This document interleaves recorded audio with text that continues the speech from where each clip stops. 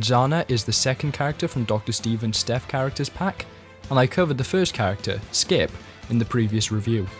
If you want to see what I thought of him, click on the card in the corner of the video now, but otherwise, let's get straight into the video.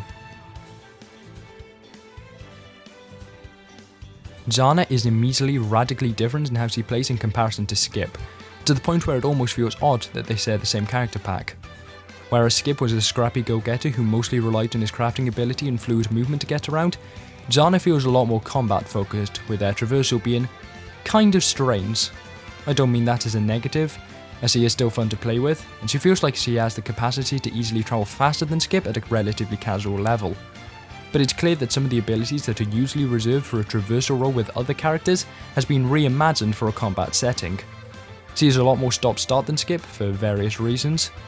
Firstly, all her spin abilities, whether in air or on the ground, are sword slashes. In air, they function like Amy's hammer, essentially meaning it's just a quick attack that has no other attributes. On the ground though, you'll send out energy beam for further range, and holding it will charge up a more powerful slice that travels twice the distance. I think it's completely redundant to do this, so as the charge time means you might as well just traverse that extra distance and use the uncharged variant. Pressing custom 1 will activate a dash, which withers away quickly while on the ground but gives you improved air control and doesn't disappear while in air. This feels almost like speedrun bait, as even I, someone who almost never thinks about optimizing my routes, was seeing all of these little ways I could possibly save a few seconds off of my time. I think the reason it isn't an automatic dash mode though, is because it's meant to be used in a combat setting as a dodge, with the traversal upgrades being a fun little extra bit of complexity, which is actually a pretty interesting and unique way to implement the function. The thing that really makes Jana stand apart from how you'd play with almost any other character though, is her wall jumping. Jana is very eager to start sliding on any and every wall she touches, pretty much regardless of its properties. But while the ability to jump off a wall would probably be only a footnote for most characters, it feels like this is the cornerstone for how Jana is meant to be played. Every time you jump off a wall, you reset your double jump, which gives you some frankly ridiculous reach.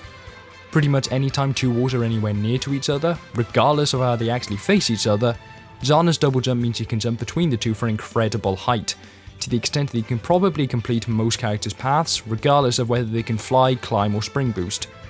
When you decide you've done this enough, you can do a third and final jump input which results in a recuar. Sorry if I mispronounced that. A ground pound that results in an AoE attack if you fall for long enough. All this combined means that Jana can take some really unique pass-through levels, and could even go against her teammate Skip when it comes to sheer joy just playing the game. I'll be honest, I really like Jana's design in art and graphics, such as in her CSS art, but once actually put in game, I'm not quite as hot on it. I think it's because her unique features, such as her ponytail and open trench coat, are at the front of her design, so when actually playing a game where you see all of the action from behind the character, all you see is a pretty standard foxy character with a pretty frigid looking coat. That being said, her actual posing and particles are really good, so when a player better than me is fighting horses her, you get a very dynamic scene.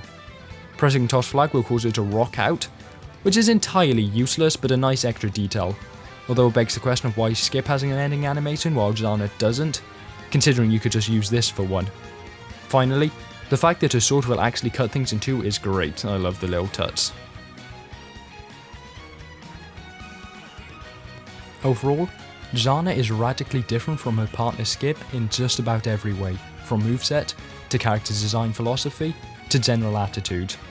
However, she is of the same level of quality, even possibly surpassing him, partially because of her more versatile nature.